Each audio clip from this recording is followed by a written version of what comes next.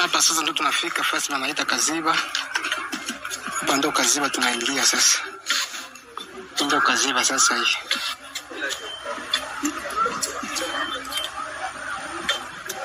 Kaziba.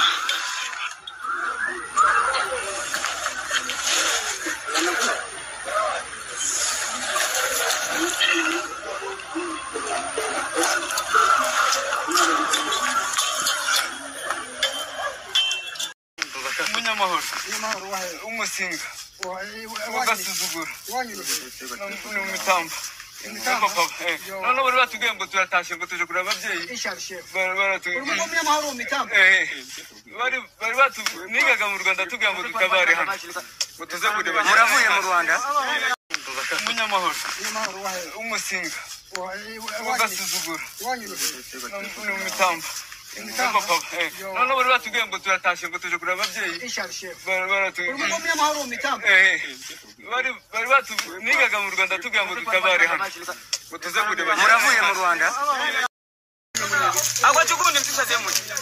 Nemna tenu daga bakunduri byaho. Ataka komersa. Muronde kweli. Nanga Mnyarwanda. Turakuhamagara Mnyarwanda. Yeta hapa. Aba nje kusura papa. Abantu twazanye bakambye hapa. Acha kwanza hiyo. Wewe acha pupa yako wewe mshenzi. Uko unafanya pupa ya nini? Kisha shalino. Mbeleza lakini mwijaba balili hayo. Ndiye mzazi anu kwanza leke bila kwanza. Akiroksa msema.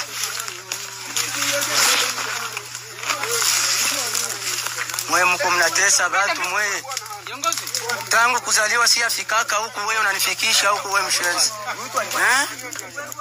Tangu kuzaliwa si afikaka huku lakini nafika huku juu yenu. Shenzi wewe.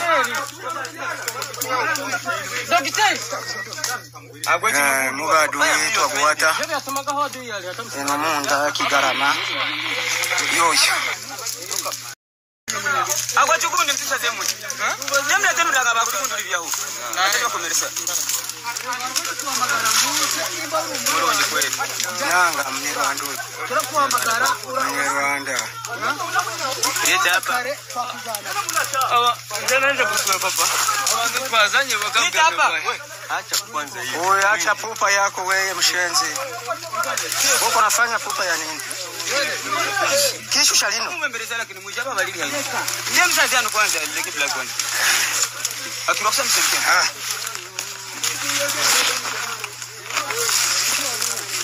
Mwe mko mnatesa watu mwe.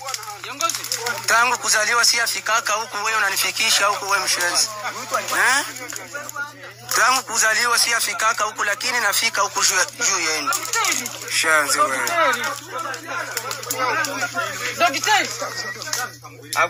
Mugadu yetu abuata. Eno munda kigarama. Yoyo.